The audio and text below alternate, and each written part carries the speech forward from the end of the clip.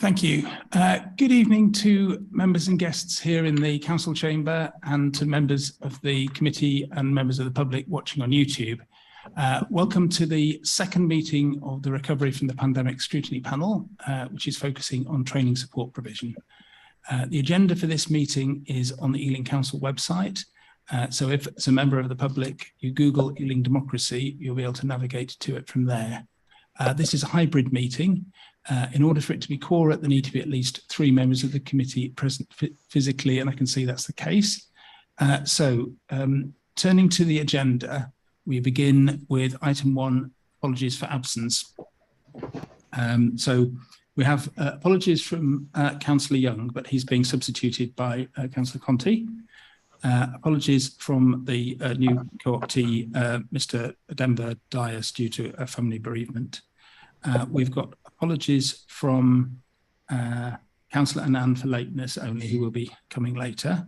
And in terms of the officers, we have apologies from Angela McKeever and also from Tawhid Qureshi from the GLA, he's the Principal Project Officer of Employment and Skills of the GLA. So there isn't going to be anyone coming from the GLA, but we will see the presentation and we can send questions afterwards. Are there any other apologies? No. So item 2, urgent matters, there are none. Item 3, matters to be considered in private, there are none. Item 4, declarations of interest, none. So item 5 is the minutes, which are in the papers before you. So I'll take them page by page. Just shout if you have anything you want to raise on them. Page 1, page 2, page 3, page 4, page 5, page 6, page 7, page 8, and page 9. Okay, so in the absence of anything, I'll sign them as a true record. Was it the 4th, isn't it? Very good. Right, that's done. So we now move on to the meat of the meeting. Items, well, not quite. No, I oversold that. We move on to item 6, the panel operations report. So the key things in that are the co-option of 2 co-optees. So we have Ms. Roop Kaur here with us tonight, and as I say, Mr. Denver Dias is unable to come tonight, but he is happy to be co-opted, and there is some text about each of the co-optees in the papers. I'll just mention at this point that Councillor Martin suggested some additional potential co-optees, and we're going to handle that a different way by inviting them to give evidence at our final meeting. Can I see those in favour of co-opting those 2 members? Right, and are there actually any councillors at home or not? Are there any? Oh yeah. So, but anyway, there's a clear majority. Thank you. So you've both co-opted. Congratulations. Great. The rest of the panel operations report goes through what is scheduled for future meetings. So in particular, if we focus on the 15th December meeting, which will be reviewing local jobs provision, does anyone have any comments on that? Anything additional for that meeting or any alteration to that?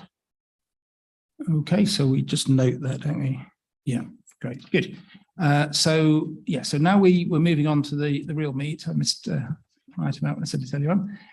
The training support provision. So there's a report which will be presented by a number of officers, which covers the work that Learn Ealing, the GLA, in University of West London College, and the community voluntary sector have undertaken in supporting the borough's people to get back into work through training. And we're also going to include within this the presentation about unemployment data and qualification levels that was deferred from the last meeting because the officer wasn't available at that point. So we're going to go through all of this and then take questions at the end because to avoid questions on an earlier bit touching on something that's later. So I'm now going to hand over to Christy Gonzalez, Learn Ealing Manager, who will introduce the item and then hand over to other colleagues. Thank you, Chair. My colleague Diana will show the presentation, so we'll give her a couple of seconds. Sorry, there's a buzzing on your lines. I don't know if there's anything you can do to avoid that. We can hear what you're saying, but it's kind of buzzing in the background. I'm afraid it's a problem with my surface. I will try to lower the volume. Is that better?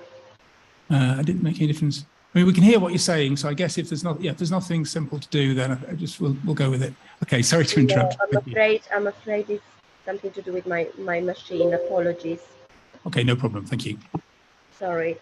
Okay, so as the chair said, Diana, if you move to the next slide, thank you. So the presentations this evening and the expert witnesses have been selected to respond to the scrutiny panel question, training to support provision to get the virus people back into work.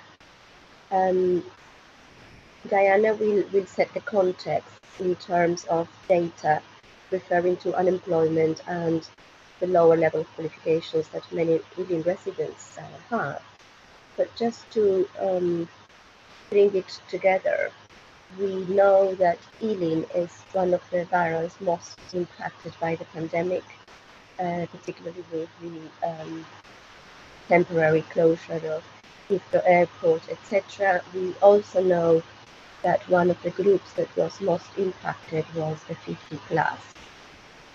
So we will hear from expert witnesses around the table what strategies have been put into place to support people back into employment, both through adapting their training offer, their provision, but also through expanding and creating new partnerships.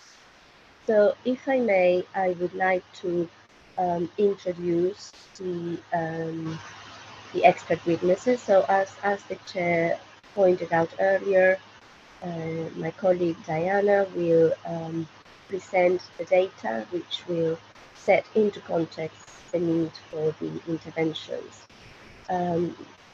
Following this, we will have an expert witness from the University of West London, John Charlton, who is Head of Knowledge Exchange and Business Engagement.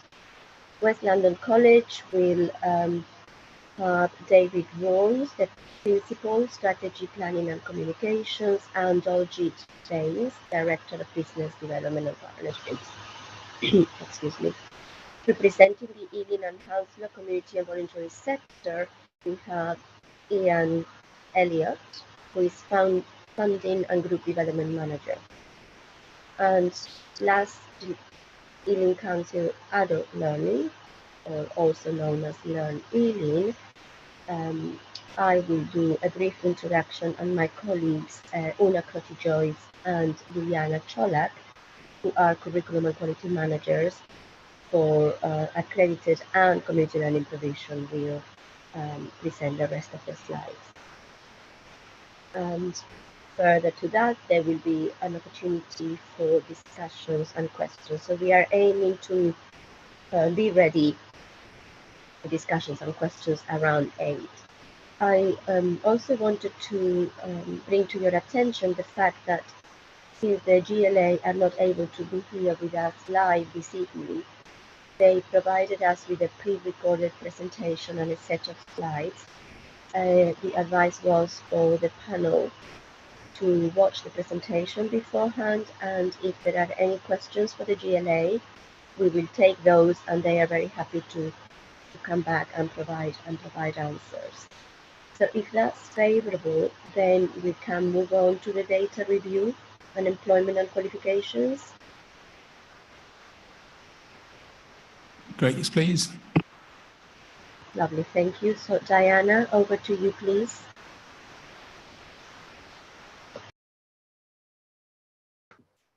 Apologies, I needed to unmute myself. Thank you very much. I'm just going to reshare the slides.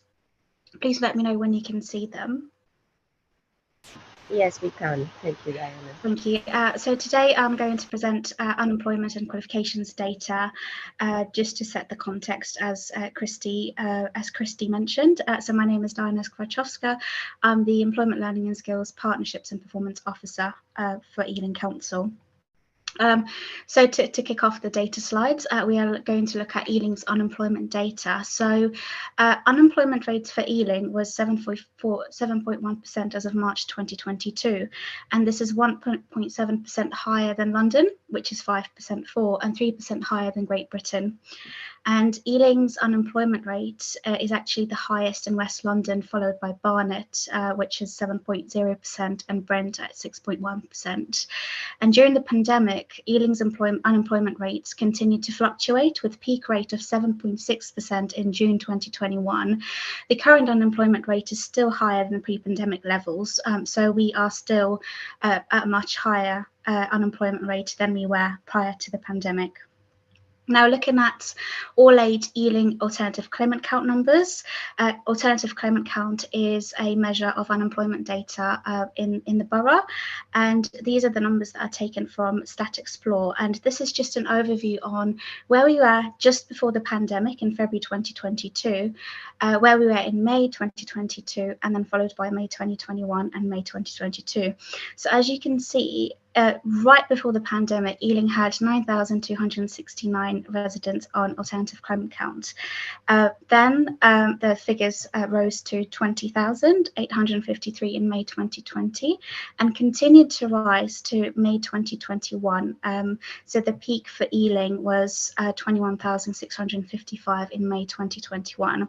Now, from May 2021 till April 2022, the figures for Ealing continued to drop.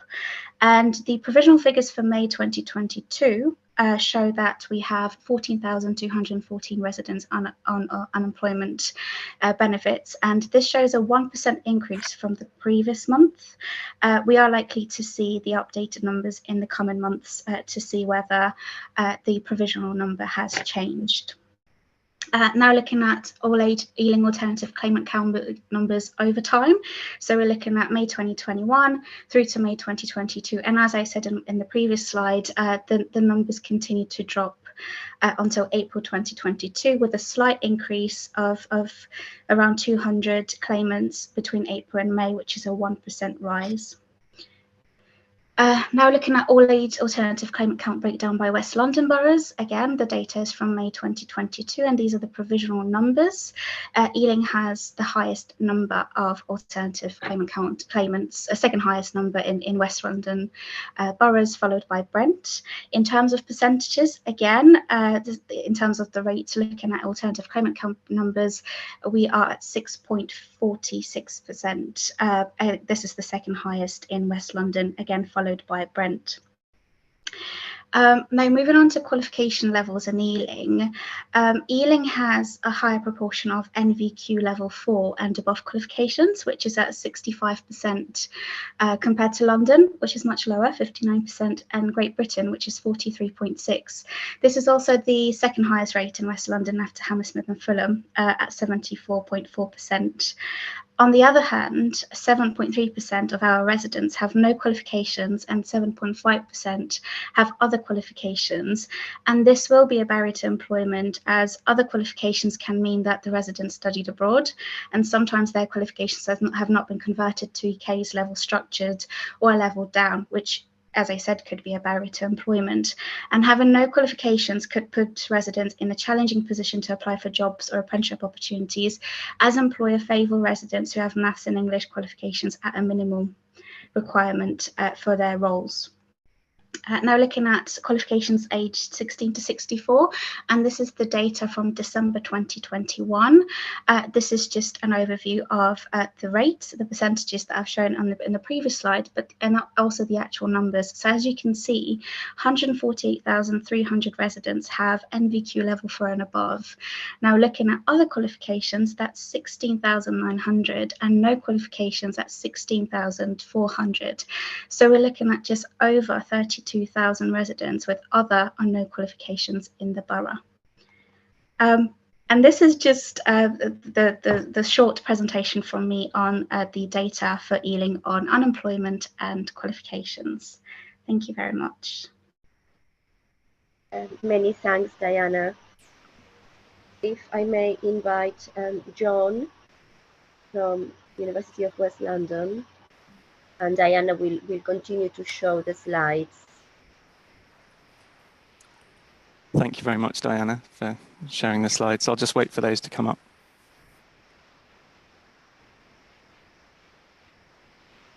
Sorry, there is a small delay in the connection.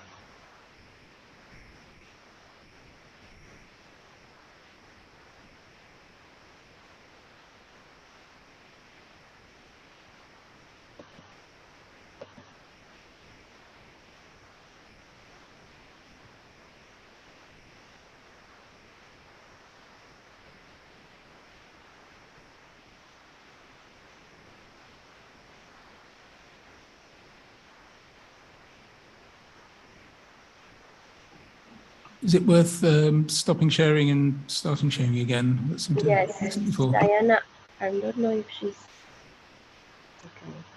She's here.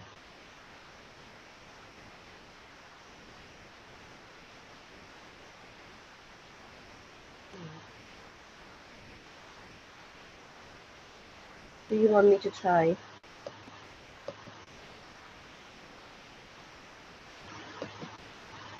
So you should be able to see the screen now. I've just stopped share and then shared it again to see if...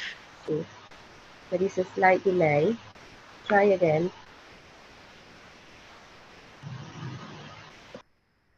Yeah, it's come up now. Yes, thank you. Perfect, thank you. Hello, everyone. Yes, I'm John Charlton, Head of Knowledge Exchange and Business Engagement at the University of West London. Very proud local university, higher education partners, neighbours to the Borough of Ealing. And thank you for extending the invitation. So we're committed to being a good local university, strengthening working relationship, optimizing outcomes, collating resources. And I think if we can go to the next slide. So we do have some insight into how many Ealing residents enjoy UWL as a HE provider, as HE learners, as full-time, part-time degree undergraduates or postgraduate students. So in terms of learner residents, excluding Park Royal, but all the other towns that form Ealing, we know that a good proportion of learners already reside in Ealing before enrolment. And that figure to date is about 11% of our student body as a whole, which is just over 1,000 learners. And that has been pretty steady over the last 3 years. So that's just about pre-pandemic, during the pandemic, and then as we re-emerge, give or take 10% of our student body are Ealing residents going into higher education. And we believe, considering the competition, the concentration of universities in West London and Greater London as a whole, that's okay. That's not too bad. And we can also provide some insight in that we know that just under 20%, 18% of learners reside in Ealing during term time. So those people include those who resided in the borough before, that were constituents before, but also new learners, new to the region that have decided to be based and reside during their studies in Ealing. I don't have the data to suggest those that are just slightly outside of that region. We're focusing just on Ealing, but that gives you an idea of our student body and how many of those are very much Ealing based or Ealing residents. So those have a postcode in Ealing rather. If we look at students that then complete their studies, in terms of graduate outcomes, we do have some graduate outcome data. It's led centrally by the government and the Higher Education Statistics Authority. The data is a bit more sketchy in the sense that we don't have complete control and we don't know where graduates after leaving reside, but we know where their employers do. And we know that 10% of graduates on completion of studies within 15 months of completing studies have an employer that's based in Ealing. And some of those are their own businesses. So those are graduates that set up a business in Ealing, having studied in Ealing at the University of West London. So 1 in 10 graduates, that's what our data suggests through graduate outcomes, which is distributed by HESA, captured by HESA and given to us to report on. When we narrow down a little bit more in terms of, where's that thread for Ealing strategy to support underrepresented groups within the borough, those students that are residents in Ealing, 2/3 of those are actually meeting certain kind of underrepresented criteria. So that might be, meeting indices of multiple deprivation. So 5 categories there, 1 and 2 being the worst. 2/3 of students that reside in Ealing before enrolment that go to University of West London meet 1 or 2. So essentially, quite strong measures of poverty. And that's evidence of our partial kind of role in supporting social mobility of Ealing residents. And we also know that approximately 2/3 of those students that were already Ealing residents are either are of underrepresented ethnic minority groups, and that might be Black, Asian, mixed, or other groups. And we also know that a good proportion of those students are mature learners on entry as well. So that does reflect our student body. We do have a diverse group of students, and those who are Ealing residents, well, that's the same can be said for those. If you don't mind, next slide. Thanks, Diana. And the next slide, please. And the next one. So the heart of our offer for West London Ealing residents is offering a quality higher education experience. And I think we can be proud as a university, but also the Borough of Ealing should be proud as well that you host the best University of the Year for both teaching quality and student experience. And you won't find better measures of value for money at a time when it's never really been so expensive for learners as well, to embark on a journey in higher education and attain at that level. So very proud Times Higher Education is a meaningful metric. It's not something to be shirked at. And I don't believe the Times Higher Education Sunday Times Awards, have ever allocated 2 awards to the same university, but they have now, and that university is based in Ealing. So we should be proud of that. We've always been very employability focused as well, very heavy on our placements, work experience, most of those being located in the West London economy. And that threads to that close alignment with employer demands, making sure that placement experience is gained for students as part of their degree requirements, helping them become work ready, complementing their academic requirements, getting that work experience alongside it. So I think that touches upon the quality of the offer that we can give to residents who want to take on higher education. Next slide, please. And the next slide. Our degree apprenticeships offer is also very strong. So we've overseen not insignificant growth in our apprenticeship numbers. We've started from a handful of starters to well over 1,000 now, but not compromising quality. So that those 1,000 kind of numbers I mentioned, that includes supporting employers, micro businesses, startups, global entities as well. And I think the next slide demonstrates some of that offer by our degree apprenticeships team. So if you're an employer in Ealing or a prospective student in Ealing, the degree apprenticeship offer is another option. It's not something that the University of West London neglects, far from it. There's a very strong degree apprenticeships team that are doing some great work there. Next slide, please. And the next slide. Thank you. So I mentioned that some of our graduates established businesses in Ealing. There are thousands of businesses in Ealing that we have a responsibility to help harness and exploit the fact that there is a university, a high-performing university on their doorstep. I think some of our commitment to supporting businesses and their kind of Ealing residents, that's evidenced probably by our membership of Borough of Ealing Local Strategic Partnership. So that's focusing on supporting economic regeneration, working alongside West London Business and West London Alliance, so we don't operate in isolation in that regard. We work collectively with other regional universities and business partners, and that's, in the same spirit of promoting growth, social mobility, supporting businesses. And I think a new initiative that we've had over the last 2 years is actually, providing match funding and at times funding the hiring of graduate interns for local businesses, local startups that meet criteria, that are local, that we know will help that broader high-level commitment to regeneration for Ealing and West London. So, so you can see some of, on the screen as well, some of the examples of the offers that we provide businesses.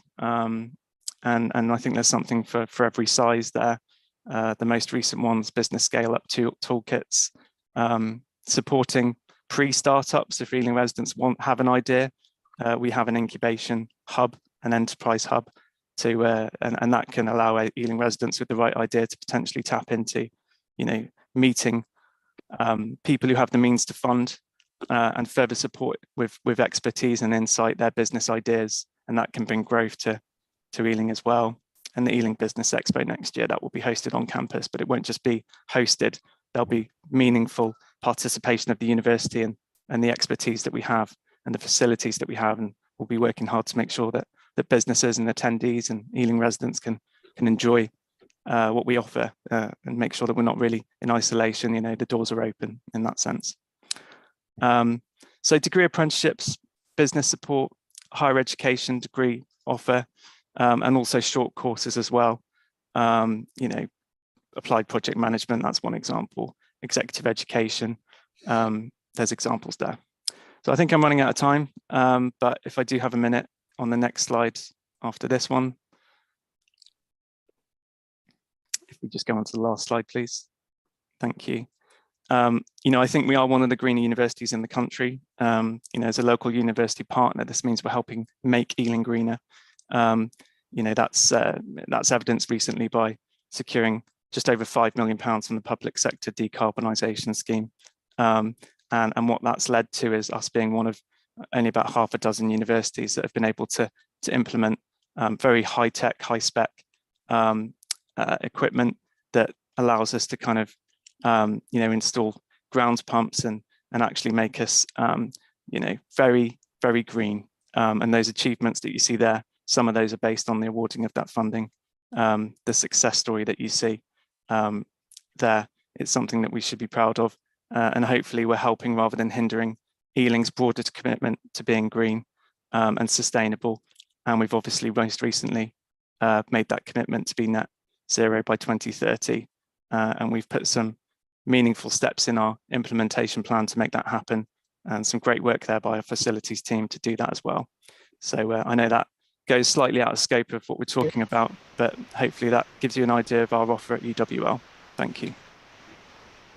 Thank you very much, John. That was thank you for the in-depth presentation there. If I may invite now David Walms And Dolgy Baines from West London College, please. Thank you, Christy, and I'll bring Daljit in, my colleague, in a moment. So yeah, I'm just going to follow on from John's theme really around the reskill and recovery. And if we just move on to the next slide, one of the key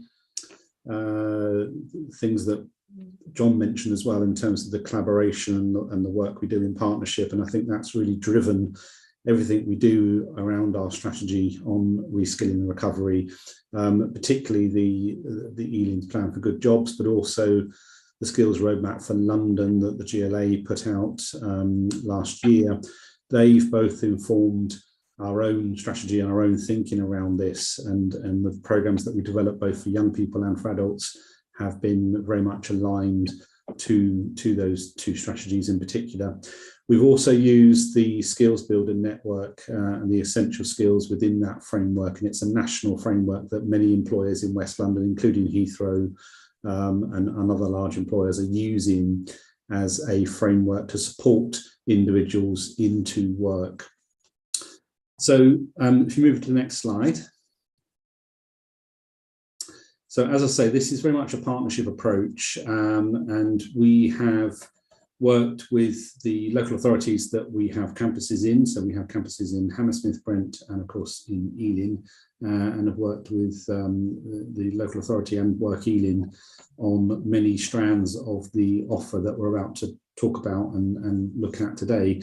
But we've also worked with a wider group of partners as well. So those that are offering employment support provision within the borough, so Shaw Trust and Injust, for example, Women into Construction, and others that work with particular groups, so Action West London working with young black males, for example, Catch 22 working with NEETs, and of course West London Business and West London Alliance, the same as John referenced in terms of key partners in all of this provision.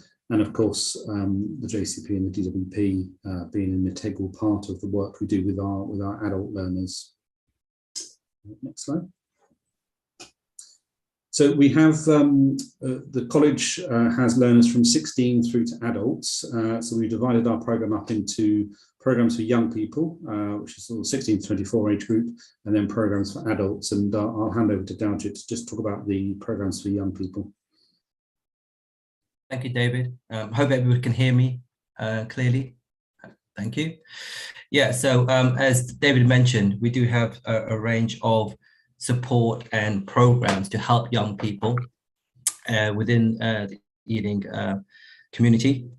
They range from pre-apprenticeship programs that we have developed so that they can be a stepping stone into an apprenticeship. One of the challenges that young people face inevitably is the lack of experience, lack of work experience, and the ability to really to promote and indicate their skills and their knowledge. And helping them by doing a pre-apprenticeship program really does give them the confidence needed to step into that world. The pre-apprenticeship program is in partnership with employers. The idea is being simple, that we give them the confidence to create a CV, to do interview techniques, learn from employers, and have an opportunity to do some work placement there as well. And that will hopefully progress them into an apprenticeship with either that employer or obviously employer in that particular sector. We do also do programs for those who are not in education, employment and training, NEET category. They're designed for obviously to build confidence, to get them back into education or give them exposure to work opportunities that is relevant to their aspirations. We obviously know at the moment there is a high demand for young people and for adults to work in seasonal work. Demand is quite clear, but we want to give them something that gives them long-term, sustainable, good jobs. So the idea is with building training into it, giving them a placement opportunity, once again, is a good stepping stone towards that. We've recognized over the last few years and obviously recently in the last few months that there's obviously been an increase in the demand for young people with asylum seekers or refugees. And we've kind of responded to that cause by supporting the young person and wraparound support for the parents as well. So we are working on things which are not just simply ESOL. Obviously, we do have ESOL provision that we can reach out and support with. but we're looking for those who are obviously settling into the country, settling into the community, and really helping them to be part of the community and helping them to obviously build their life going forward. And that kind of links into, once again, exposure with the community, the social dynamics, but also work placement opportunities, educational opportunities. We find that they come in certainly at what we would not call traditional time. So for instance, obviously the onboarding time for most schools and colleges is around September, and they can join us any time in the year. And that's really quite difficult for them, and it can be disruptive to them as well as the institution. But we've obviously got opportunities to onboard throughout the year.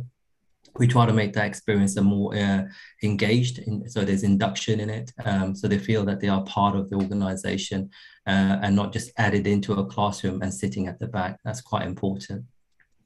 You'll be aware that there'll be that we have obviously had the Youth Hub engagement, and we have a Youth Hub actually based in Ealing, in our Ealing campus, Ealing Green campus. And that's been running quite successfully now. We've got over 150 young people who have been supported for the Youth Hub. We have people like our partners, Catch-22, Action for West London, and the Job Centre working from the Youth Hub. We're very keen to engage with more partners and more stakeholders. That's a space that we've allocated. It has its own entrance, so it can be used independently from the college. And it's really about an opportunity to be there in the community and support. Finally, obviously, the impact of all of this is of 8% who have completed have progressed on to further studies or apprenticeships. Not everybody is obviously going to be ready. And the one thing that we picked up on quite early is that someone says they want to do an apprenticeship, doesn't necessarily know the implications of it, but by doing work placements, getting an exposure for it, they sometimes do change their mind, and we have to be prepared to take them back into the study program. And so we have avenues for that. So it's important that they understand that simply by doing a pre-apprenticeship program doesn't mean they're just going to be left at the end to find an apprenticeship. If they don't feel they're ready, it's not the right time for them, we will bring them back and do study programs instead. Thanks, Daljit. And if you move to the next slide. So in terms of programs for adults, so we have worked very closely with DWP and our Job Centre colleagues to make sure the offer is aligned to the job vacancies that are out there. And we work with some very specific employers, such as Heathrow and Thames Water, who have large numbers of vacancies coming through, and we've put together programs that are co-designed and co-developed with those employers so that they meet specifically their needs. Our sector-based work academies are probably our main program for adults. These are short 2 to 3 week programs with work experience, and it reiterates and reinforces what Daljit said about the importance of work experience even for adults as well. So those programs are designed with employers, and they have guaranteed interviews at the end of those programs as well. And we run all sorts of sector-based work academies in all sorts of sectors, so retail, hospitality, construction, stewarding, security, etc. Any employer that is looking to recruit, that is one very clear way that they can tap into a talent source and have the right skill set for people that are coming straight into the programs. Digital skills is another big aspect of what we improve, and a lot of jobs these days and interviews and applications are all online. So having really good digital skills is really important. So the EDSQ, the Essential Digital Skills Qualification, is a key component in a lot of our work. We designed the Kickstart Essentials program last year. When the Kickstart program started, we worked with West London Business, Spark and various other organisations to put together a program for those that were undertaking the 6-month Kickstart placements, and they did an employability program.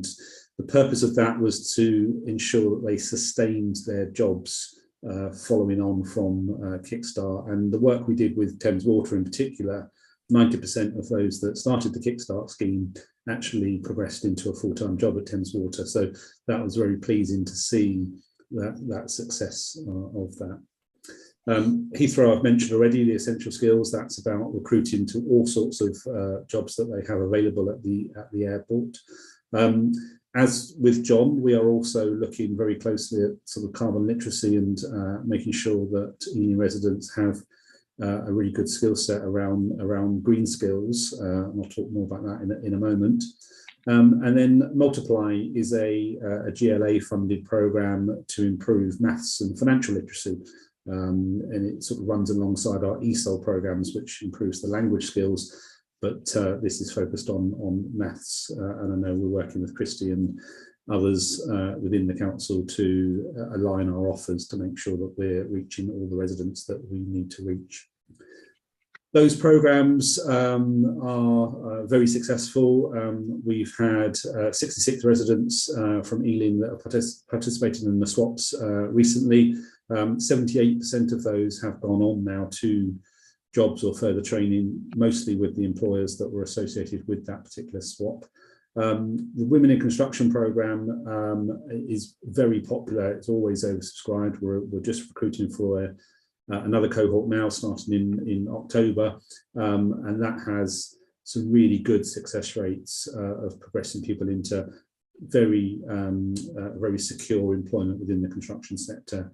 And the Career Clinic is another very successful programme working with the NHS and progressing people into jobs within the health sector. And again, that has over 80% success in terms of getting people into jobs. Move on.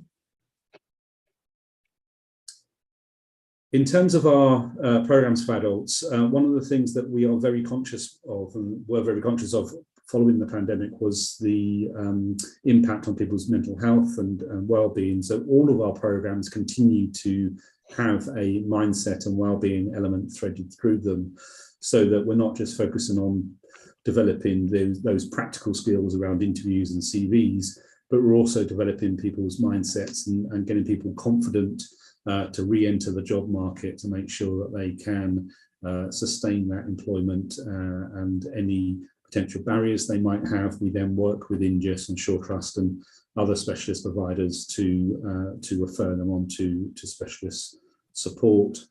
EDSQ I've mentioned.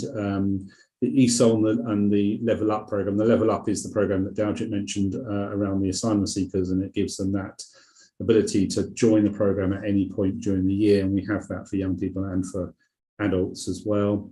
And we're working with a whole host of agencies and charities that work with asylum seekers on this specialist program. And again, a lot of the delivery is out in the community, in some of the hotels that they're staying in and some of the community venues as well.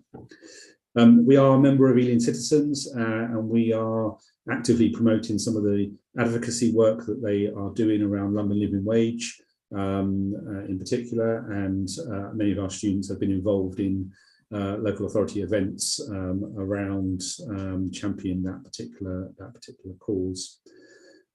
And some of you may be aware, we are the lead college for the Mayor's Construction Academy and the Mayor's Green Skills Hub, which is part of the Mayor's Academies programme. These are two initiatives really focusing on where there are growth opportunities, so in construction and in green skills, and focusing on reaching out to those hardest hit by the pandemic and those that will really benefit from an enhanced offer. And this is a collaboration of many providers, FE and HE, within West London, and independent providers as well, to really ensure that the offer is aligned to the needs of the employers and the skills gaps are addressed, and that these individuals have sustainable jobs to progress into. I think that's it. If you move on, yeah, that's it. Thank you very much. Happy to take any questions. Thank you very much, David. Very interesting indeed. If we move on to the next expert witness, Ian Elliott from Ealing and Hounslow CBS. Thank you, Ian. Yeah, I'm going to talk a bit about Ealing and Hounslow Community and Voluntary Service. We support the voluntary sector in Ealing. We also have one of the volunteer centre, So the volunteer centre is like a matching service with people who want to volunteer, with opportunities in the voluntary sector. It can be useful for people who've been like unemployed, for example, want to get back into work. Volunteering is a good stepping stone to get their confidence back, and also it helps the local community sector. You know, a lot of the community sector, voluntary sector, couldn't run without volunteers. It's a key sort of way of delivering the services. And we also provide support service in terms of people starting up new community groups, be it, you know, charity, community interest company, that kind of thing, getting funding, and they can take advantage of training to get their skills, to increase their capacity to be able to support the community in Ealing. And also, you know, getting funding is a key to that, to be able to run their projects. So in this presentation, I'm just going to talk about a few of our specific projects. Obviously, we aside our core services, we also run different projects depending on what funding we can get, and that kind of thing. So go to the next slide, please. So one of this project is called Give Back, Feel Better. This is offering sort of works well with us because it's to do with volunteering. So it's getting young people who are aged 18 to 25 who are living or studying in Ealing and currently struggling with a mental health problem, to get them into offer a 12-week volunteering placement, and also receiving mental health support. People taking part have opportunity to, you know, get skills to the volunteering, as I said, get their confidence back up, and also be signposted. We have that tailored support in terms of signposting to local mental health services, information, you know, like crisis hotlines. This age group is quite, it's being targeted specifically because it's not very common for this age group to be taking part in volunteering. Tends to be, typically volunteers are kind of older, you know, women, for example, they're kind of, that's the core backbone of volunteers. But we're deliberately doing this project, we're deliberately targeting those younger age groups, trying to communicate some of the benefits of volunteering. Obviously, particularly with the mental health issue, they're going to gain particular benefits from it. Next slide, please. Yeah, so just a bit more about what's been happening over that project. It's only been up and running for a couple of months, but, you know, there's been contact with West London NHS Trust, University of West London, obviously a good source of young people 18 to 25 in the borough, Mind Food, Mind, all taking part in the project and helping to promote it to their beneficiaries, the people they're supporting. You know, Mind Food, happy to take on volunteers. University of West London are helping to promote it to their students, and also working with, got someone who's doing a placement with Mind Food. And as part, it's talking about surveys as part of the project, we're just doing surveys with people to assess how they're benefiting in terms of their mental health from the volunteering placement. Next slide, please.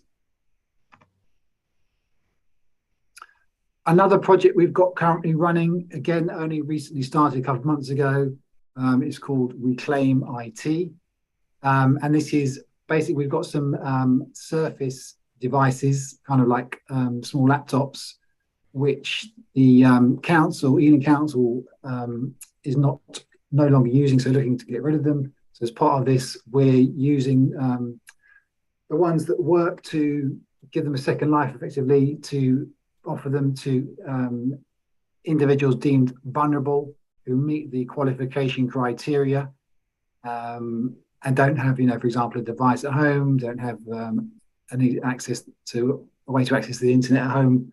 Obviously, this is a key part of being able to live these days in terms of having access to services and stuff online with devices. And as part of this, they get the device when they meet the criteria. They and some of the criteria to do there on the left. So, for example, living in social housing, multiple deprivation, using food banks, individuals who are long-term unemployed, you know, NEETs, marginalised communities, other issues there on the right. So, mental health, long-term health issues, ex-offenders, socially isolated, etc. And then once they get the device, they're also doing that assessment of how they're benefiting in terms of their mental health. So with surveys completed periodically, I think 30 days, 60 days, 90 days, just because obviously whenever we run projects, you need to get that assessment to measure the outcomes and the changes and how people are benefiting. Next slide, please. And just some updates on how we've done there. So 77 devices have been taken by the NHS, who we're working with to just distribute amongst their patients. Referrals have been going out to people. Devices have been given out to people, also promoting it via newsletters, and also day-to-day publicising. And we've also got volunteers who are helping the people once they've got the devices. So these volunteers have some IT knowledge, how to use the computers, how to navigate the internet, and they are working with the people who've been given the device to improve their skills and be able to navigate the internet. And just another example there of how volunteers are key to the delivery of so many of our projects. Next slide, please. The last project I'm focusing on this evening is called the Powering Recovery Project. This is kind of us working with the NHS on a joint project. This is currently providing digital support to 5 different partnerships, including 3 internal NHS services and 2 community charities in mind and dementia concern. Over 20 service users to date have benefited, over 100 interactions. And this is mainly supporting patients around getting access to online appointments, accessing living with app for long COVID sufferers. And they've also provided support over the phone, through emails, home visits, again, helping them to improve their digital skills. So similar project, similar aims to the previous project. And so far it's had a huge impact on those referred, enabling the patients to access appointments and rehab sessions from their home, which otherwise might have needed to be cancelled if they were in person. Next slide, please. And most recently, they've partnered with the Mind and Dementia Concern charities to provide digital support.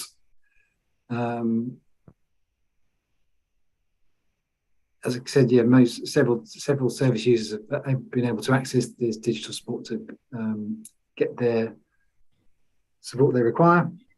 And just some examples there of some of the sort of the feedback from service users saying how it's been a fantastic service to them, help them to be, have a health inclusion team, do home visits, helping accessibility, and how they've been, basically how they benefited.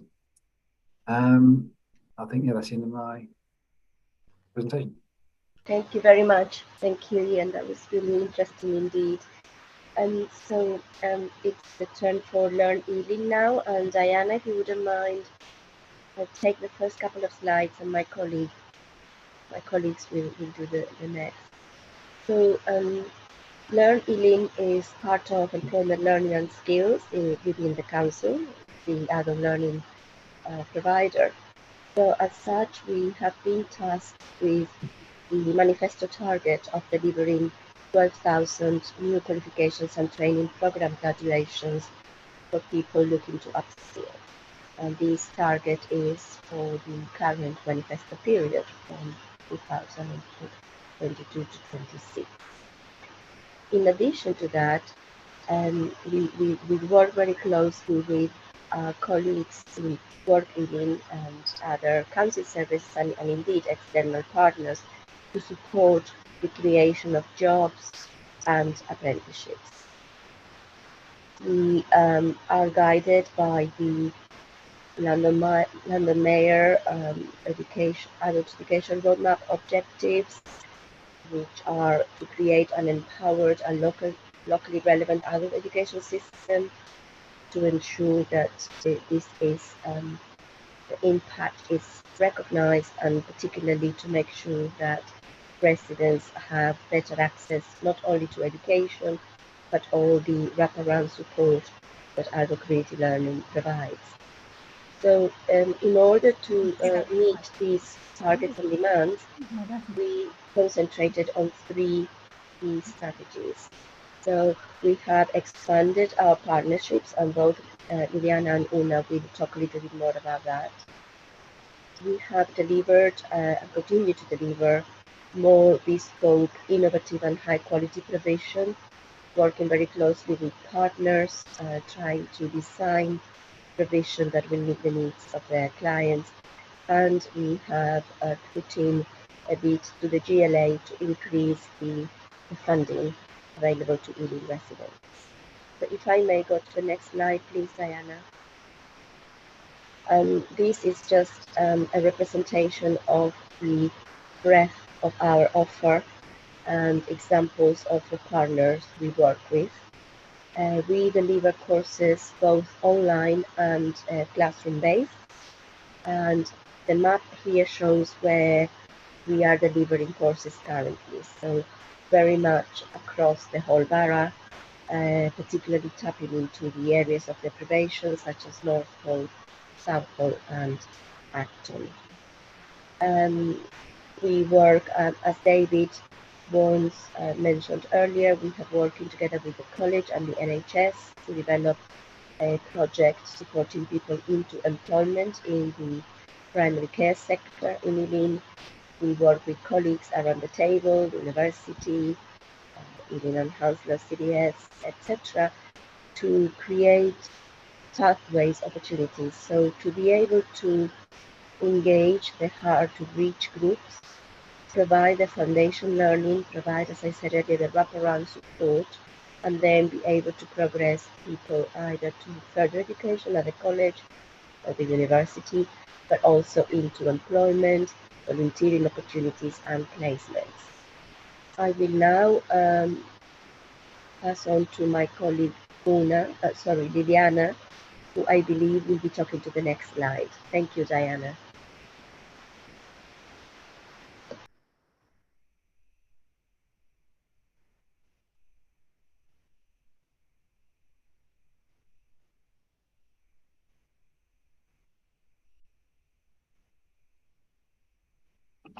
Is that right? Is Diana's talking to the next slide? Okay, Liliana, you're on mute. Okay, you're fine Okay. now. So Yeah, do you want sorry. to start again? No, yes, thank you. Apologies. Good evening, everyone. My name is Liliana Cholak, and I'm the Curriculum and Quality Manager for Qualification Courses. Over the past 3 academic years, we at Learn ELIN have adapted very quickly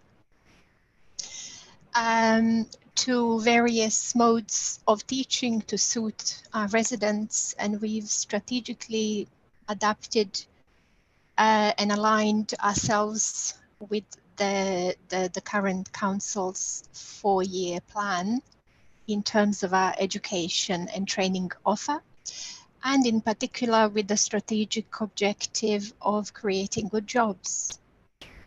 In the process, we have formed successful and productive partnerships with a range of employers, which you can see on the slide, including the Job Centre Plus. And I'd like to highlight in particular 2 very recent partnerships, one with the West London College and the Northwest NHS Trust, with whom we've created a pathway for the primary care non-clinical staff.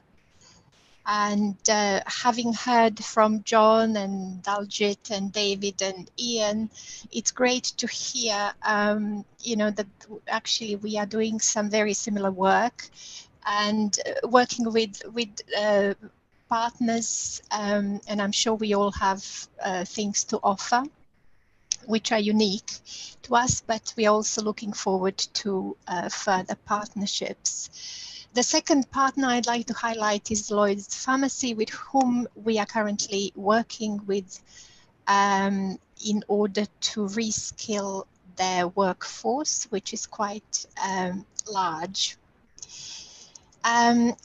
We have worked with our counterparts from the wider team of Work Ealing in planning and offering programs that are meant to tackle inequality in the borough and enable our learners, the Ealing residents, to get qualifications and skills to learn, to earn decent living incomes.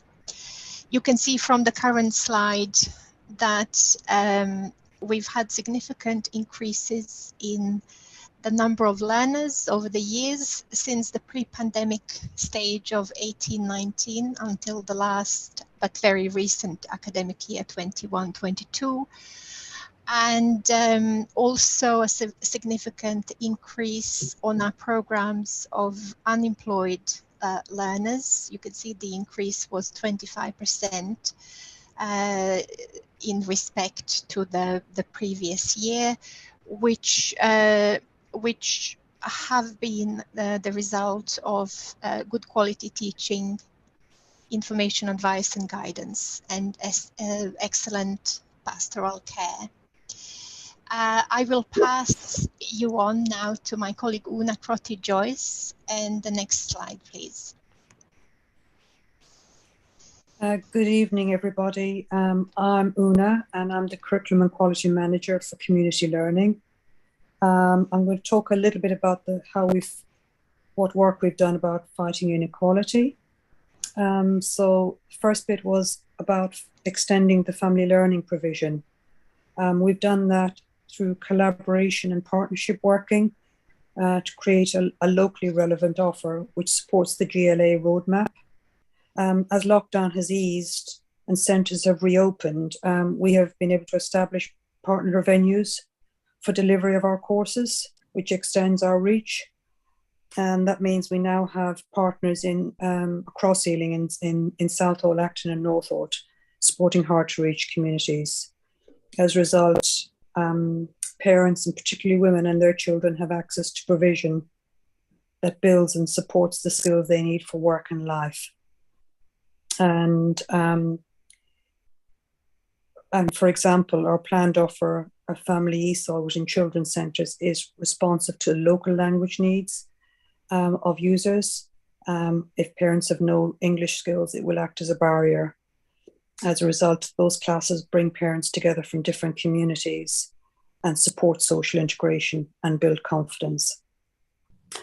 Looking at our responsive digital offer, we've responded through a plan to deliver an integrated community learning offer within the 4 main libraries to support accessibility. 3 of those are in areas of deprivation, Northholt, Southall and Acton. And recent progress has seen the installation of a new interactive whiteboard in Northholt Library, which we're very proud of. We have also made an impact with our digital and wider offer through working collaboratively with partners, and in particular the Ealing Hounslow CVS, to design and deliver a wider and innovative offer which promotes inclusion, reduces isolation and reduces digital disadvantage and promotes well-being. And in fact, digital skills are embedded across our entire offer. That plus partnership working means we can really extend our reach to the hardest to reach. And I think our next slide, please, Diane, shows some of the impact of our courses on our learners. Thank you for listening.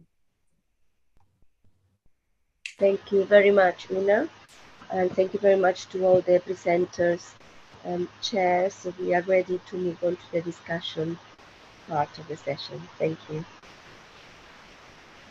Great. So thank you very much indeed to all the presenters. So we're now going to move to questions. So obviously, if you put your hand up in either in the meeting or virtual hands, for those I think there's at least one councillor who's online. In fact, actually, yes, no, there's several. So either use the reactions tab to raise your hand there, or say put your hand up here. So I'm seeing Councillor Conti to ask the first question, and then Councillor Anand, and then I'll ask for other people. So Councillor Conti. Thank you, Chair. I had a couple of questions. I think initially just about sort of a bit more about the figures at the start. It was, so just get my head around it. So 7.1% unemployment figure in Ealing. Is that just people who are actively looking for work, or does that include people who are, for example, off on long-term sick? It was just because I read something in the paper recently about, obviously, the unemployment figures are very low at the moment, generally across the country, but since COVID, there's been a huge increase in the number of people who are on long-term sick. And I was just wondering, is that included in the 7.1%, or is that separate? Just that there's more just out of interest. You mentioned also at the start that as one of the big groups that's affected with unemployment is people over the age of 50. And I was just wondering, there's a lot in here about things that are happening at the university, at the college, and especially a lot about young people. I was just wondering, in terms specifically for the over 50s, for older people who are out of work, which of these sort of schemes are best targeting them to try and get them upskilled? In terms of sectors, are there particular sectors that have resulted in that level of unemployment? I know you mentioned Heathrow at the start, but obviously Heathrow is sort of back and operational now. And I know there's been a lot of coverage about difficulties in sort of low levels of staffing there. I was just wondering, is Heathrow still the main driver for the high rate of unemployment, or the higher rate of unemployment in the borough, or are there other factors? There's lots of really great work that's clearly being done. I was just wondering what further barriers are there, and what further things could be done to try and alleviate, obviously still having, respective to the surrounding area, a higher rate of unemployment. Thank you. Thanks, Fabio. So I think I've picked 4 questions out of that. That's all right. First one would be for Diana, the sort of question about the statistics. What does the 7.1% include? Would that include people long-term sick? Was it purely people who are seeking work? So the unemployment rate that I presented at 7.1% is the model-based unemployment, and it looks at a percentage of population, and these are numbers that are estimates. So they're looking at the annual population survey and looking at those that are looking for employment. So this would include just general unemployment rates, and it would be for those who are available to start work. So it wouldn't include those that are long-term sick. Okay, thanks. So the second part was the over 50s, which actually I'd noted down to ask as well. So it's a great minds think alike. Who would like to respond on? Are there any specific measures for over 50s, or are there any, do the work that any of your categories have a significant number of over 50s? If I may, I could bring in Una from Learn Ealing, and David, also you've raised your hand to talk a little bit about specific programs for the over 50s. So David, do you want to go first, and then Una, please? Yeah, thanks, Christy. And I was just going to say, some of the programs that I mentioned there for adults, they're not particularly targeted necessarily over 50s, but certainly a lot of the sector-based work academies tend to have older adults on those programs, because they are designed for people that want perhaps to have a career change, or may have been made redundant, that now need to refresh their skills around a different sector, or interview skills. So the average age on many of those programs is around that sort of late 40, early 50s mark. That tends to be the main thrust of those sector-based work academy programs. Thank you, David. Una, and then John. So over the past sort of year 21-22, we started offering a program specifically for over 50s called Startup School for Seniors, a program that was put together and devised to support people who wanted to start up their own businesses. And we chose this in particular because we thought it would be really useful in terms of supporting that particular group.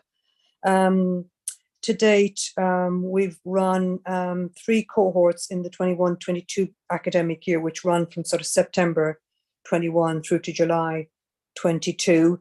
And we have cohorts of about 30. And we've actually got a couple of case studies where people have set up their own business or some element of setting up their own businesses.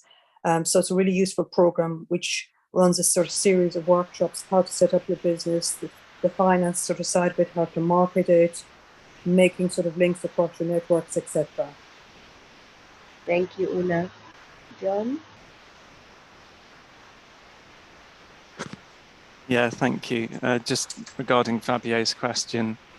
So University of West London, we have a higher than national average of mature learners, although admittedly mature learners are classified as 21 and above, so not quite 60 years and above, but that's what they classify anyway. The national average is 44%. I don't have the figures of how many 60 and above we actually host as undergraduate and postgraduate. However, I do know that our outreach team have done some really good work in, bringing together, hundreds of learners aged 60 to 90 plus even. And that's under the U3A initiative, University of the Third Age program. So that's a national network, and that encourages kind of, those who are older, quote unquote, and also those that might be interested in seeking career changes. So I'd also add that, University of West London is not typical in terms of the breadth of colleges and schools that we host. So, some of those disciplines that we offer and career paths as a consequence lend themselves to career changes, and as a consequence, people who are somewhat older than your stereotypical student. So we're talking kind of, social care through our College of Health, nursing and midwifery is one of many examples, but there's some real coverage of disciplines in the schools and colleges that we have to evidence how we're supporting people who are not young, shall we say. So, yeah.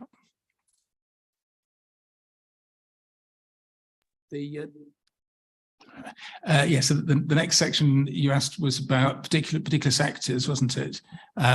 Does anyone have anything to say on, the example you gave was aviation, where there were lots of redundancies and then they're desperately trying to hire again. But does anyone have anything to answer about particular sectors that are affected?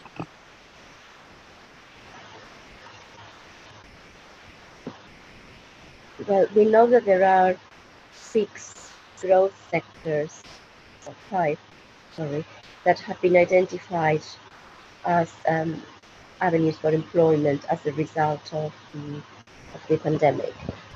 But aviation was one of them, probably construction as well. I can bring in colleagues from possibly the college and again maybe the university. In terms of Learn-Ealing, the majority of the learners worked in the service industry and possibly either related to Heathrow or some of the small retailers in the high street. Yes. Yeah, just to add to that, construction is definitely a very buoyant market, and there are obviously lots of developers within the local authority area that are recruiting. Heathrow, I mentioned, as you say, are now on a massive recruitment drive that will continue for probably an extended period of time. We're seeing quite a lot of activity around retail and hospitality as well. Those are the other 2 sectors where JD Sports, for example, is on a massive recruitment drive within the borough currently. So those are probably 2 other sectors that we're seeing high demand from. It's interesting you said hospitality, because there's been a lot of sort of speculation in the media about pubs having to close and so on due to the big increases in energy costs, which aren't capped for commercial energy. So yeah, you're not seeing that so far. You're seeing hospitality as buoyant at the moment.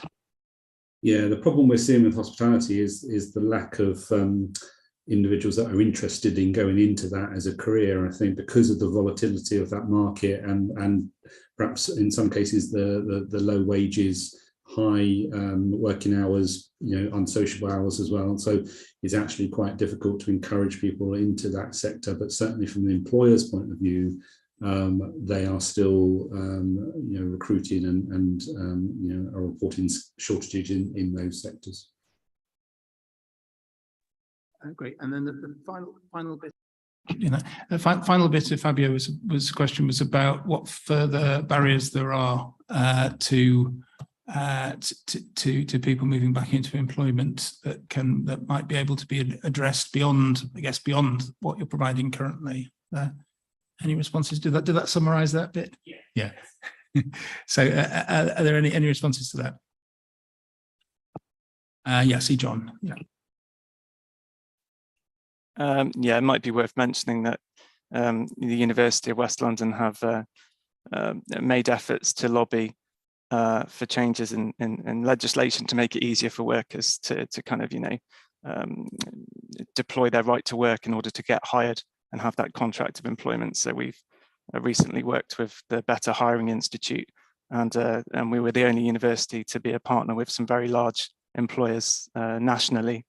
And some of those who were participating were local to West London economy as well. But that did result in an extension and an eventual, a permanent change to right to work changes. And those changes have helped certain groups of the labour market for whatever reason. So we've tried to play our part there because it's helped our graduate cohorts as well. That's very good. Anyone else want to add anything onto that question? And Fabio, you had good answers. Fabio, good. Okay, great. So the next councillor I saw was Councillor Anand. If you would like to ask what? Thank you, Chair. Thank you, Chair. Yes, thank you for that question. Was also one of mine about the elderly. So I'm going to reframe that question so that don't want to ask the same question again. So basically what I want to ask here is that great you're doing the job for the so-called elderly or mature people. How is the comms in this? How do we actually manage to communicate what we're doing? And how do people recognize what's available? And is there means that we can help in the council to promote that? Or is there some other things on that? The other question I have was also interesting was about the business startup, and you would actually help with business startup. And if people have got an idea, at what stage do they need to come to you, and what do they need to bring to you to actually then that you can facilitate that? And can you assist with them on the business plan, or will they need to have a business plan when they come to you? So that would be very helpful to know. Then I actually, I was looking at the Learn Ealing programs, and I saw the graph. I just need to understand here that the cluster of North Acton is actually the hub of where everybody knows there's a tall building. That's the hub of students currently. And there is a Imperial College, one of the colleges. So do we have any sort of thing to help, or do we have anything working in conjunction with the Imperial College or the students that are actually in that area? May I carry on, Chair? Yeah, I think, sorry. Yeah, I think ask everything you want to ask together. Thank you. The other thing I wanted to ask is career advancement. Basically, do we offer anything where somebody can secure their employment and where they are and actually secure it? For example, in the hospitality, if you're working in service sector and you're serving, then perhaps you could also advance that into having a hygiene course. Or if you're actually working as in the construction industry, then you could actually advance that by getting a gas safety certificate or an electrical safety certificate, being one of those things that will secure your employment or even help you being self-employed in the future. And finally, today I was just passing, I went to a glimpse of Heathrow. Now, how much do we do with Heathrow? Because I've noticed that Heathrow themselves have a youth hub on just at the back of Bath Road. So is that something that they are doing, and then we get different chunks of that, or are we working together with them? Thank you. Great, thanks. So the first was on the older people. So what are the comms we're using to promote the offer to older people? Who wants to pick up on that? Christy, shall I answer that? Yeah, yes, please, Una. Thank you very much. So good point. Comms to older people.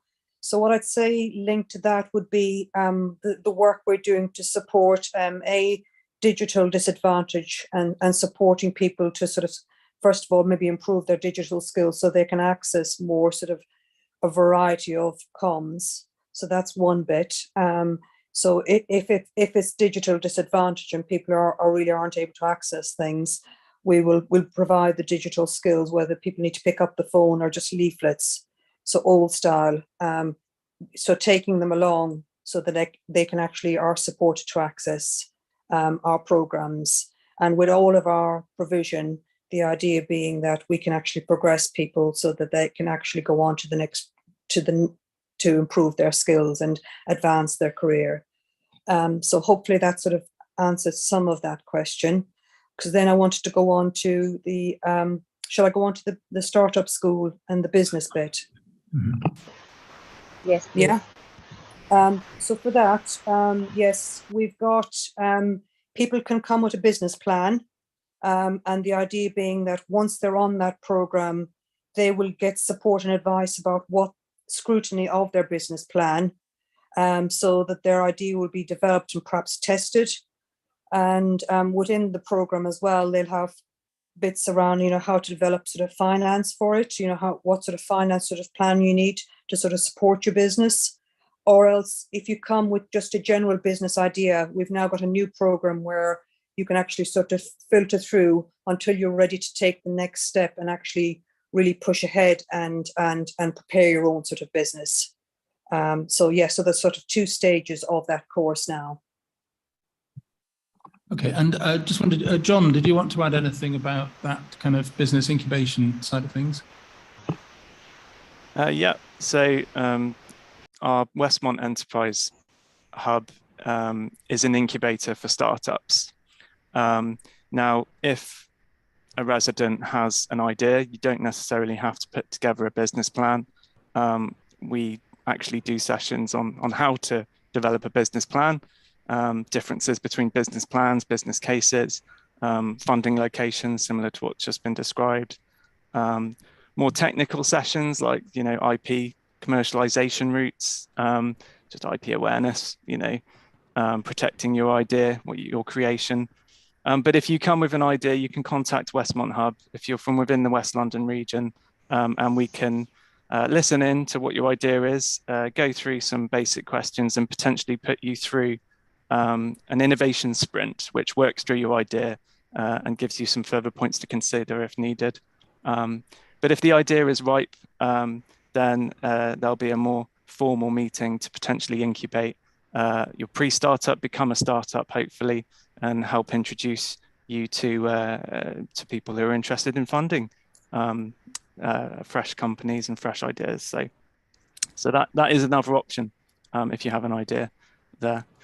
Also, just to mention about the other point, so we do deliver a study skills summer course designed for mature students, which I didn't mention earlier, and that's normally conducted over a period of 3 days, and that's kind of designed to help demystify HE for applicants. I think that's had previously quite a high retention figure, but that's exclusively hosted for mature students. So I'm not sure when that was last held, but I know that we've had a track record in delivering those in the past.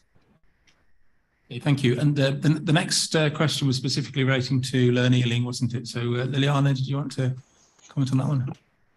Yes, thank you. I just wanted to add, we have something in the pipeline with the Job Centre Plus, who are creating a program for the over 50s clients, and Learn Ealing will be involved in that. We've already had a couple of referrals, but we have placed them in our current mainstream classes. I expect that will develop sometime soon. But Councillor Anand asked about whether we have anything in North Acton and whether we are working with the Imperial College. We are part of the Acton and Patwell Creative Enterprise Zone, and Imperial College and Ealing Council are part of that. And we are currently looking into some ideas and challenges that will probably transpire in the next few weeks. And I do believe that Learn Ealing will fit well into the challenge 2, which is developing skills. And we would certainly like to work more with the creative industries and of course develop the courses that will enable people to work in those. Great, thank you. So the next part was about more kind of vocational qualifications for people who are already in work but trying to enhance their work skills. I don't know who'd like to come in on that one. I'll pick that up, Chair. I mean, again, going back to some of the programs that we talked about, they all are co-designed by the employers. So some of the specifics that you mentioned there around food hygiene and things like manual handling or CSCS for construction, the courses are put together by the employers, who basically say, you know, for an entry-level job, these are the basic requirements that we need. So we try to remove as many barriers as possible. So going onto a construction site, for example, you need to have a CSCS card, and without that, it's a non-starter. So that's included in every one of our courses, our construction courses. The same for security, SIA licenses and those sorts of licenses to practice are generally part of all of our employability programs, so that any of those barriers are removed from the get-go, really. Great, thank you. And the final part really was about cooperation with Heathrow. So I don't know, is that you again? Yeah, I'll just pick up on that because interestingly, Heathrow is currently undergoing a bit of a review of its partnership, and KPMG are actually helping them with that. And there was a session last week of which I know the council was at, along with the providers and DWP. So that review is looking at how they work with partners, including local authorities and providers and wider stakeholders, to inform the training, the pre-employment training, and how do they then reach residents to fill some of the vacancies, some of the many vacancies that they have across Heathrow. One of the work streams that's coming out of that is something called Heathrow Essentials. And Dowja, I don't know if you want to just mention briefly what the Heathrow Essentials is, because I know you've been involved in the design of that with Heathrow Airport, haven't you? Yeah, no problem, David. Yes, so we worked in collaboration with Heathrow. Actually, they approached us. They were looking for a program that will develop some core skills which were needed across multiple roles within the airport, and the common theme being customer service.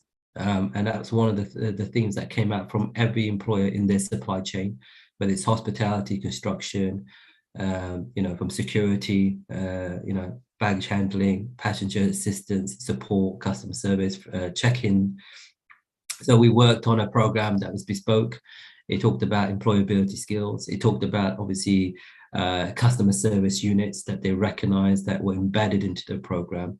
And then we obviously rolled it out with the job centre. We promoted it with the local authority in Ealing. So we had quite a lot of referrals for that and the stakeholders. And the idea is to give people an opportunity to see inside what is a very large organization, from an outside person who may not travel, may not use the airport as a natural choice. Keep in mind, Heathrow Airport is actually more expensive to travel for people. People tend to go to, obviously, external other peripheral airports, such as Gatwick, Stansted and Luton, but for them to go inside and experience it. So we developed that in the early stages. We had a lot of referrals. Heathrow came on site to give presentations, And it gave people an opportunity who may have come in for one thing to realize that they might be actually suitable for another. So it was very flexible. So it wasn't rigid. So if you applied and expressed interest in security, that's the only path you go. It was very much about listening to the types of roles within the airport, and then looking about your skills and matching them. I think one of the questions that came up earlier, Councillor Chair, was about this barrier issue. What is a barrier? And fundamentally, and I think people know about this, it's in the news on a regular basis, there's been a lot of expression for working in the airport. But one of the challenges that keeps coming up is obviously the 5-year check. People are struggling with that, and that's becoming a common theme. And I think there's been a lot of lobbying to try to relax that, but it's a real struggle. So we're talking about people who have settled recently, who have aspirations and willing to do the shift work and the flexibility that a large organization like Heathrow and its supply chain needs, but simply can't get through the checks. And that's something that obviously needs to be looked at quite urgently if we are going to raise those aspirations of getting good high-skilled jobs for our adult community in Ealing. Great, thank you very much for that. So that's certainly a very good point at the end. So, do we have any more questions? Yes, I see. Councillor Martin. Yeah. Yeah, thank you, Chair. And well done, all the experts. I know what it's like being the other side of the fence and putting a presentation together. So well done. Just want to the hard to reach areas. You know, I specifically look at Southall as a councillor from that area, from Norwood Green. How are you reaching out to the people there? And is there anything that we can do as a council to assist this? Okay, who'd like to respond to that?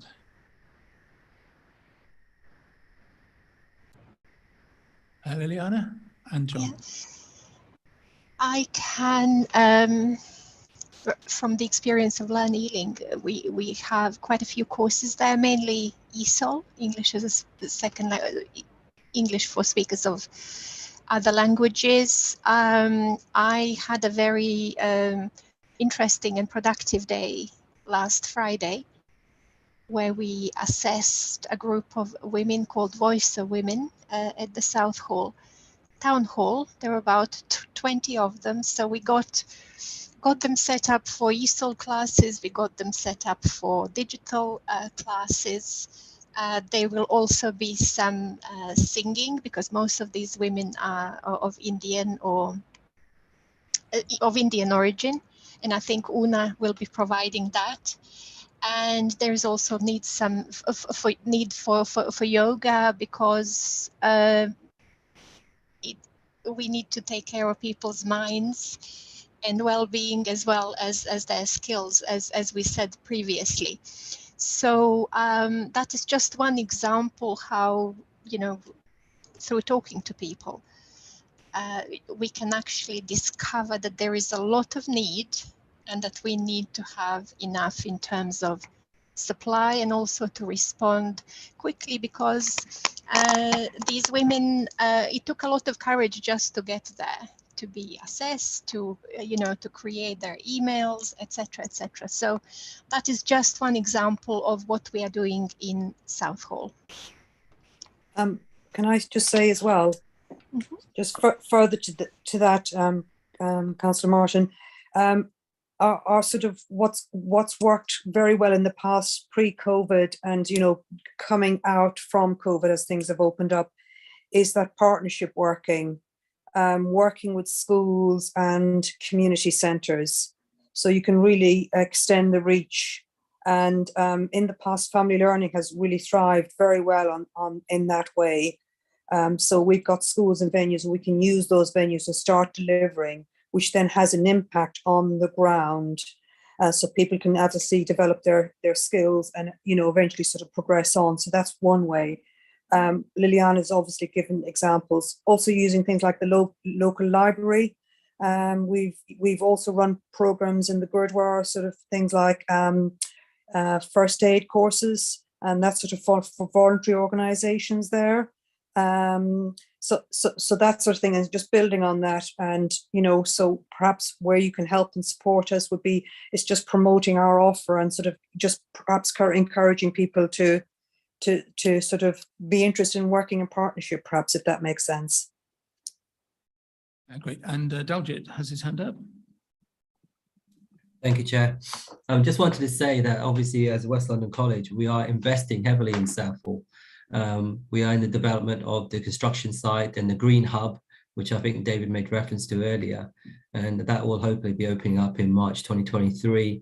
But at the meantime, just wanted to make you aware that things like the Women in Construction, some of the swaps that we are referring to are actually held in Southall to make it easy and accessible. Since obviously the transport links are strong, we do want to reach out to the community.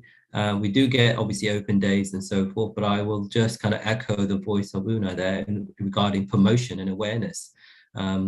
It's amazing how many people walk past the building and don't realize the potential inside, and only when they come in, when we can really talk to them, that they really get that understanding. So I had the privilege of being at one of the enrollment sessions and talking to several women who expressed interest in women into construction.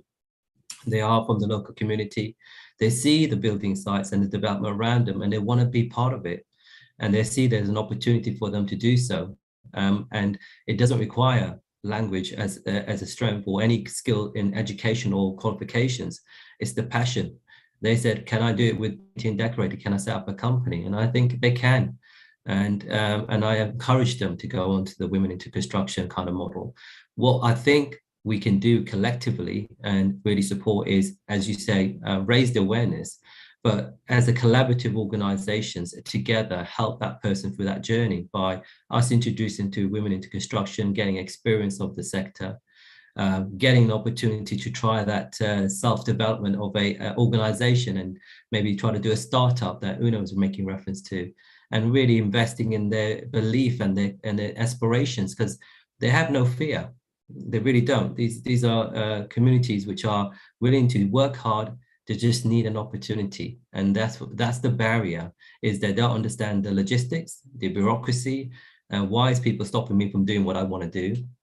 So we just have to take those barriers away. So as a collective, I think we can do great things, and I would encourage you all, if you wish to use the site for any of your meetings, feel free, just reach out to me and I'm more than happy to arrange that. We are an organization, we are a large levy, as I say, no different to the council. And we got rooms and space that may be utilized. Feel free to use it. You're very welcome to. Thank you, Chair. Thank you very much for that offer. So I actually said John earlier on, and then I forgot to call him. So John, you had something to add, and then Christy. Thank you. Hi, John. Yeah, I think your question about Southall, on the back of the Southall Business Expo, which I think has a bit of a positive legacy that we're seeing. It was a successful initiative supported by Ealing. I think following that, we're in the short term channeling our support, if you like, in working with, Southall Manor House, its launch as a business hub and workspace, and what our position is in that. It's not yet launched. I think there's been a slight delay in that. If anything, that's been a bit helpful maybe for us to kind of evaluate what resources we can deploy in the long term. We've been as generous as we can in the short term to kind of help facilitate business development initiatives that people might find helpful and could help very much locally, specifically that area, that business community, and that's mostly through our Westmont Enterprise Hub. Our executive director has been quite generous in helping their launch once that does happen and doing some sessions. But in terms of helping facilitate that, sometimes it's difficult for us to deploy. Sometimes we can deploy resources to kind of, really help, and there's a lot of goodwill there. But sometimes it takes us away from our bread and butter and our student body sometimes, or paying customers. So there's an opportunity to scale up quite expert level support that we can have, business coaching, startup support, that kind of thing.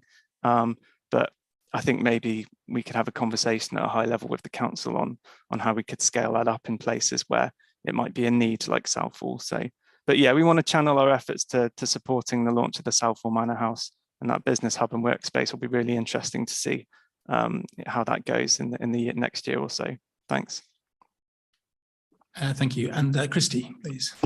Yes, thank you. I also wanted to add that during the pandemic, as in response to supporting recovery, the Council created the Southall Jobs Partnership, and currently we're in the process of electing a new chair with the aim to focus on developing the existing partnership, but also to inform local people about training and employment opportunities, and how we as the Council, education providers, and the community groups within Southall can work better together.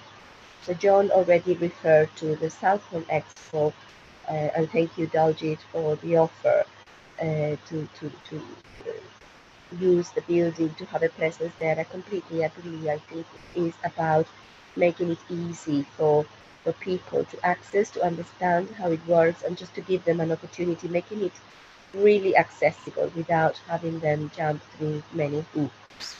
In addition to the Southall Manor House launch, another initiative that is taking place is creating learning zones within the 4 Ealing managed libraries. So on Thursday this week, we are launching the learning zone at the Northall Library. My colleague Una referred earlier to a brand new hybrid room with very state-of-the-art equipment. And the next launch will be the Southall Library, the Dominion Centre. So again, making it easier for residents and businesses to access training, to deliver webinars, seminars, employment support, etc. Thank you. Great, thank you. So I think Councillor Martin is indicating he's happy with the answers to those, so that's great. Are there any other questions from members of the committee? I've got a couple myself while you're thinking whether to ask anything.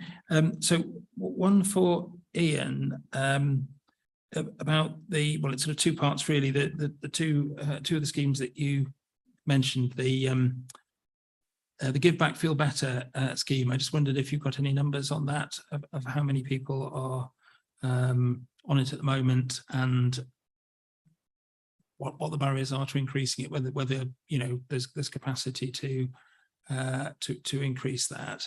And the Reclaim IT Ealing, I noticed that there is a number in that there's in terms of the services that have gone to individuals, it's only 7, and I wondered what could be done to increase that. Is that something that the council could publicise more, for instance? Would that be helpful, or are there other ways that we could make that scheme go out to more? I mean, certainly the Give Back Feel Better, that's been a little bit slower in terms of development. I'd say both projects have only been sort of operational for the past, about 3 months, so they're relatively early stages. The Give Back Feel Better, I think that's a bit slower off, because I think, like I said, it's the 18 to 25 age group, which is traditionally not an age group which has partaken in sort of volunteering on a particularly large scale. So I think that's kind of why they're being targeted.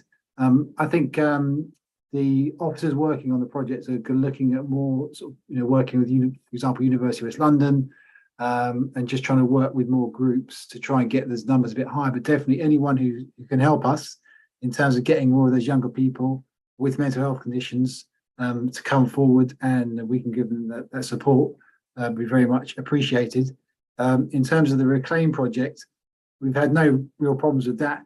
It's people, I think they're attracted to the idea of getting a device, obviously. And we've worked through with our sort of groups on our databases of all the voluntary sector charity groups in Ealing, and the numbers are changing all the time because it's ongoing week by week. So, but certainly, you can help with that. But I think the numbers on that are fine. I think we've got lots of people coming through, but certainly I can send promotional materials to everybody to help promote it as much as possible. Yeah.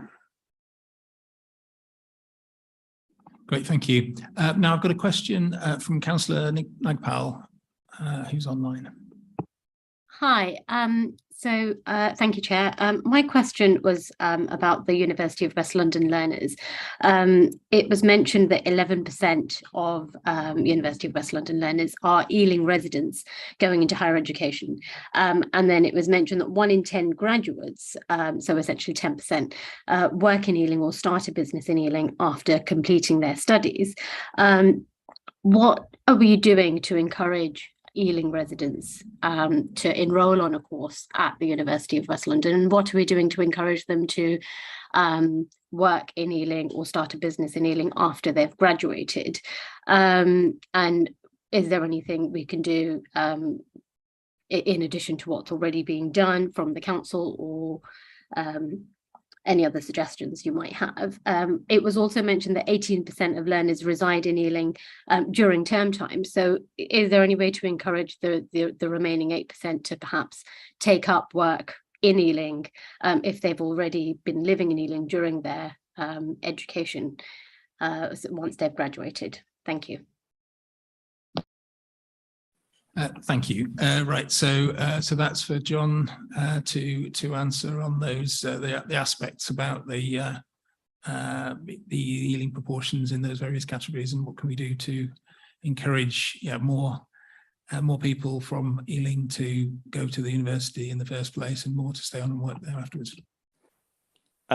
So our outreach, our student outreach to secondary FE locations is very much local, regional, and unashamedly target driven, and it's threaded to our our DNA of social mobility, identifying those who may not have a family history of going into higher education, and making more sense of that journey and that pathway and the career pathway that a degree might offer.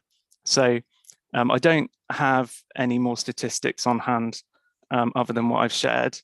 But yes, look, 11% of learners do have a postcode at the time of applying for it to enrol. So that says they are a resident. I think in terms of how do we encourage the 18% that live during term time, that's quite a difficult thing considering the competition. It's a shame I don't have the information on hand about how many reside in Greater London. I know that we have quite a significant number of learners and graduates that are from East London, for example, and within that M25 belt, of Greater London. So I think to keep them in Ealing is quite a difficult thing.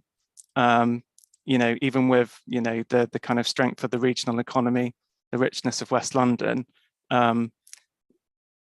Maybe there's some context which we could better offer if I had the figures of those that reside in West London rather than just Ealing specifically.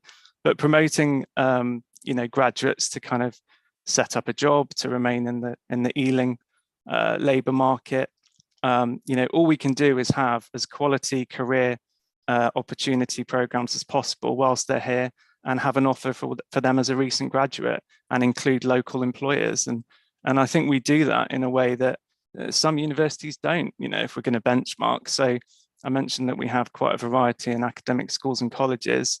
That is an added responsibility for us to have industry specific career programs in terms of industry careers weeks, in terms of having a good offer that gives a bit of a softer landing for recent graduates. And again, I don't have the specifics on terms of how many local employers enjoy those career weeks and those graduate facing employability programs for recent graduates, but anecdotally I know that they are included, and specifically for some of the areas we've mentioned. So our London Gala of Hospitality and Tourism, our Hospitality, Tourism and Aviation Careers Fair, is extremely local and regional in the employers that we host there, and Heathrow is a long-standing partner there in terms of outreach and career programs, and the internship scheme that they had pre-pandemic, so which recently was relaunched. So I think we do our best to engage regional employers and put them in front of students and recent graduates, and with tailored industry specific career programs and industry weeks. So I hope that at least partially helps answer your question there. Yeah, thanks very much. Councillor Nagpal, you happy with that answer? I am, yes, thank you. Great, good. Okay, so now, well, just before we move on to formulating recommendations from this meeting, if there aren't any more questions from anyone else, I'd just like to ask a very general question, which is, for all of you really, is there anything that you can think of which the council could do to assist with what you're doing, either by publicising initiatives that you have, or anything else that you think is within the council's power to assist in the good work that you're doing? Does anyone want to respond to that?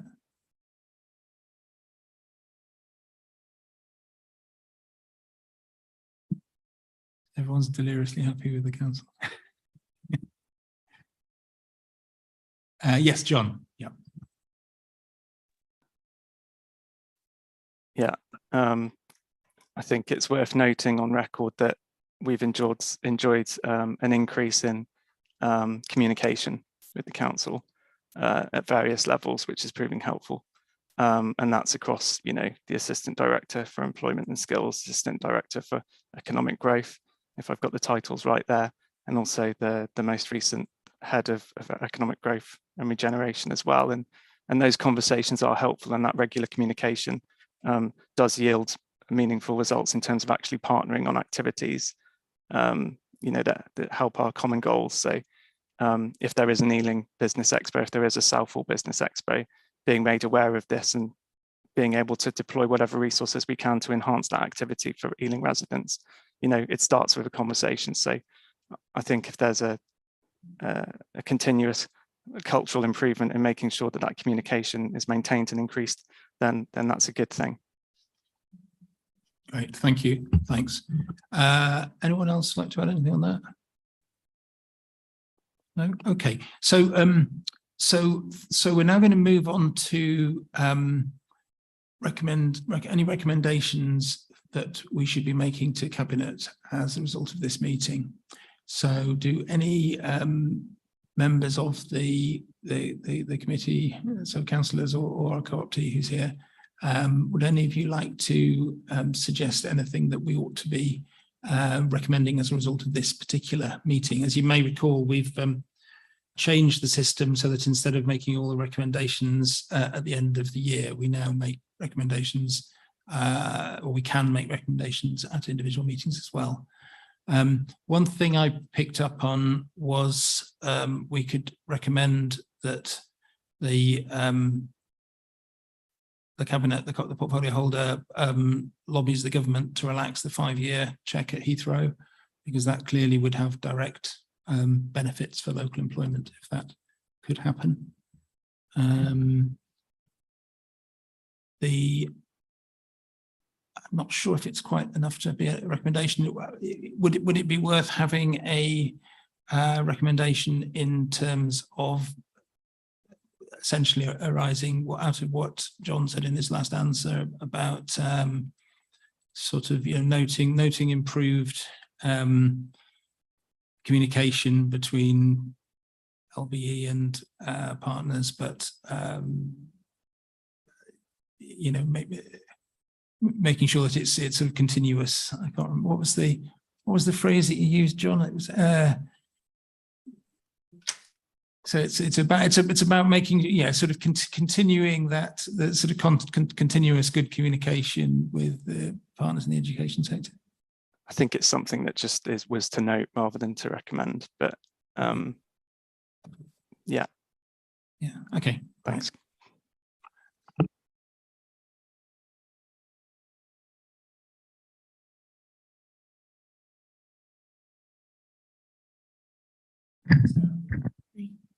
So I would say that during the pandemic, obviously, people became they were stuck at home, not much socializing was going on.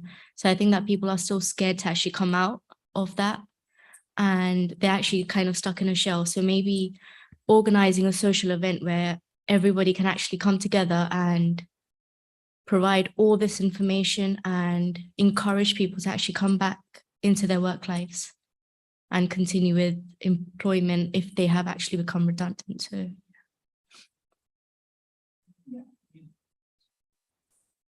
Yes, so we could recommend that the council does have an event along those lines. I mean, so there's the expo that's coming out, but this is slightly different. Yeah, I mean, what do other members think? Is that sounds a good idea? Chair, we've just had 2 job fairs which have been pretty well attended. One for the health industry, if I remember rightly, and the other for retail and hospitality.